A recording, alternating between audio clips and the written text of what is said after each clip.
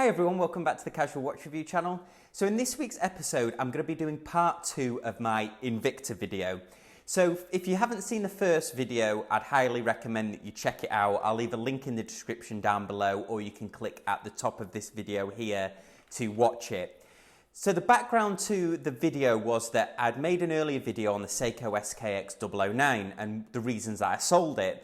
And in that video, I made a comment about Invicta, when there is kind of like better alternatives. And I'm not talking about like any of that Invicta rubbish or anything like that. So to summarize, a couple of my subscribers rightly called me out on it, saying, how could I make a comment about Invicta when I'd never owned one? Now, in my defense, I was talking about the kind of monstrosity watches that they make. The kind of wannabe rapper or wannabe bodybuilder watches that just, to me, don't make a lot of sense, look monstrous, and just look weird. Some of them I think are like a crime against horology, the way that they've designed them. So what I did was I thought, well, they're right. I have never owned an Invicta, so why don't I buy one? So I bought this watch here, which is the Invicta Pro Diver, and it's actually the Mickey Special Edition. So in that earlier video, I do kind of like an unboxing and a first impressions. So this is kind of the summary to that video. So as I promised in that video, I wore the watch I've worn it for 4 weeks now, and I've worn it more or less every day, with the exception of sometimes at the weekends I'll wear a G-Shock if I'm working on the car or something like that. I'm going to summarize my experience with the Invicta into 5 main categories. The first one is price. The second one is build quality. The third is accuracy of the movement. The fourth one will be attraction, or what other people thought of the watch. And the fifth one will be watches that are similar to it that use the same movement and how I think the Invicta compares to them. So anyway, let's get started. So point 1. Now, I bought this watch on eBay for $62. Now, I think that represents an actual great value. As much as I'd hate to say it, I think $62 was an absolute bargain for this watch. Now, would I feel the same about it if I'd paid full retail price for it, which is close to, I think, over $300? Probably not. Now, I know there's an argument like not a lot of people pay retail for these watches, but I've seen these watches for sale at Disney and some of the other parks. So I know that at least a few places they are being sold at retail price. So if you are interested in one of these watches, I'd definitely shop around for them. The prices vary wildly on them.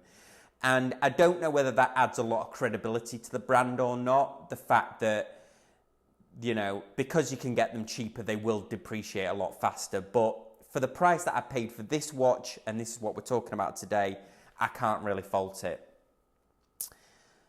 So point 2 was build quality. Now, this was the thing that I thought that I would easily be able to knock the Invicta on, and I honestly can't.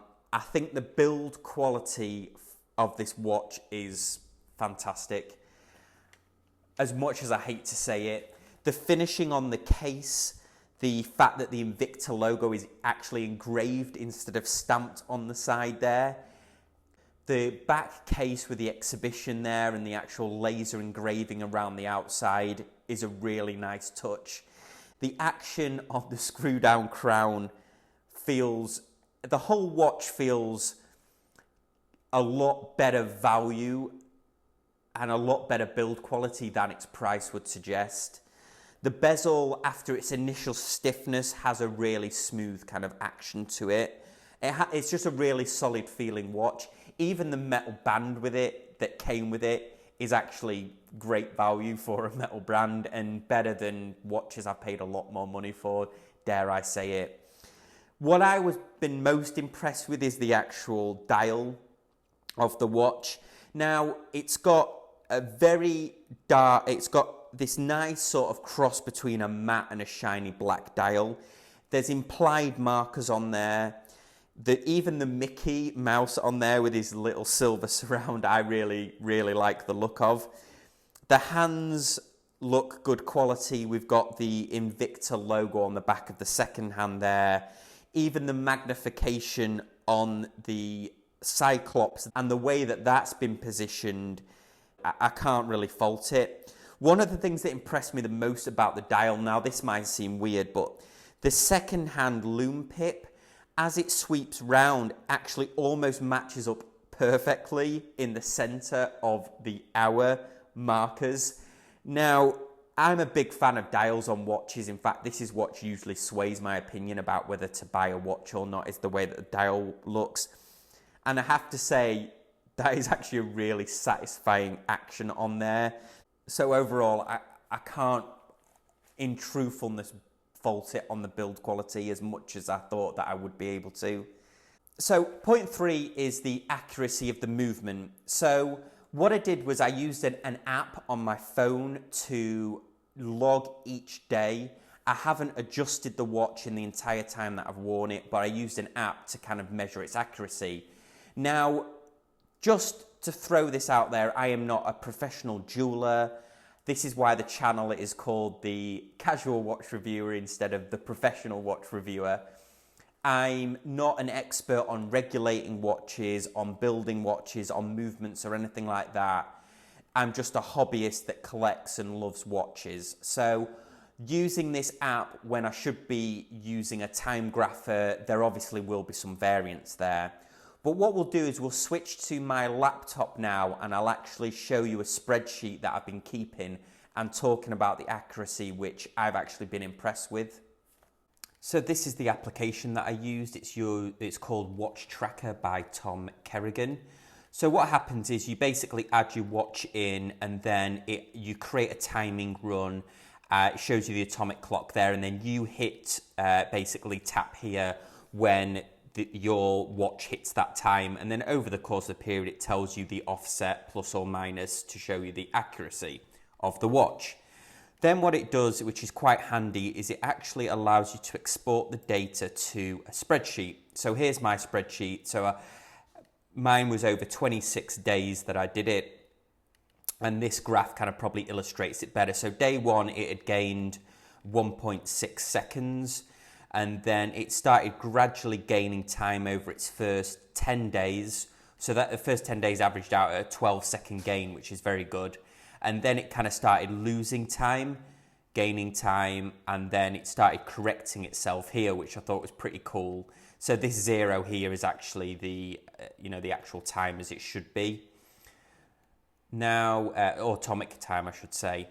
So I was very impressed with this actually. So I normally would set a watch after the first 7 days. So a 12-second gain over 7 days is brilliant accuracy, fantastic accuracy. The whole thing over the 26 days averaged out as a gain of 2.9 seconds, which is well within its parameters because it had like a minus 10 plus 40 seconds in its spec. And actually a Rolex spec is plus or minus 2 seconds a day. So overall impressed with the movement. As I said, probably not a very scientific experiment, and if there's a watch regulator or jeweler out there, they might not be that impressed with this, but I certainly was. Okay, so there was a bit unscientific, but hopefully it gets my view across on the movement there. So point 4 was attraction. Now, this might seem a weird one because for people that collect watches, it's not, I think one of the kind of ironies of it is that no matter how much you spend on a watch, not a lot of people will recognize it unless they're other watch collectors or it's just something that catches people's eye. And to my annoyance at the start, but I later kind of accepted it, was this Invicta actually gets noticed more than some of my other watches. Now, there's no doubt about this watch. It definitely looks like a Rolex Submariner. It's in that family of watches that definitely take inspiration, that are almost homages to the Rolex Submariner. And maybe this was one of the reasons why it kind of got noticed. In fact, the first time it got noticed in the local supermarket, the cashier actually asked me whether it was a special edition Rolex. Does that, as a watch collector, would that embarrass me a little bit to have to explain that it isn't a Rolex? I really thought it would do, and maybe to other watch collectors who were asking me about it, maybe I would go into a bit more explanation, and I've had to in some cases when I've been talking to other watch collectors about why I bought an Invicta. I've had to kind of go into an explanation that it was kind of an experiment. But for the everyday person that is not bothered about, you know, people's reactions to watches, or just like something that looks, you know, that looks a bit flashy, then I'd say that this watch for the price probably is fits that kind of sweet spot for you. And it's not the reason that I necessarily buy a watch to get it noticed, but it's just one of those kind of weird things about me wearing it for the last 4 weeks. So the fifth and final point on here was other watches that are in that family that use the same or similar movement. So I thought it was useful to kind of talk about this in comparison to the price. So this uses the TMI NH35A movement. Now this is a movement that's commonly used in smaller brand watches. Obviously Invicta use it, although I think they do alter the movement slightly. They certainly add their own rotor to it, their own custom rotor to it. But also it's used in a lot of micro brand watches. Now, does that mean it's a bad movement? No. As we saw from the accuracy test that I did, it's certainly keeping very good time. And this movement has actually changed my view on watches I've spent a lot more money on, and they've not kept as accurate time as this. In fact, I'll be doing a video in upcoming weeks about issues that I've got with one of my current mechanical watches, and this has certainly changed my view about what value you can get from these TMI mechanical movements. Now this TMI movement, as I mentioned before, TMI is owned by Seiko, and this movement is based on their 4R35 movement. It's just an unbranded version. So what watches use this movement? So most notably is the Seiko Samurai, which is a very iconic newer dive watch that Seiko made, a very well respected dive watch. So I thought that was interesting. Also some of the Prospex automatics that they have use this, and a slightly altered version is actually in a Seiko dress watch, which is almost quite a famous one called the Seiko Cocktail Time. So the reason that I mention these is these watches are several times much more expensive than what I paid for this watch. So I thought that it was useful kind of just to mention those. So in summary, guys, I've been very impressed with this watch and the build quality of it. Now I know this is probably going to divide opinion. Some people probably question like, what do I know about watches that I'm recommending, or at least giving my opinion on an Invicta watch.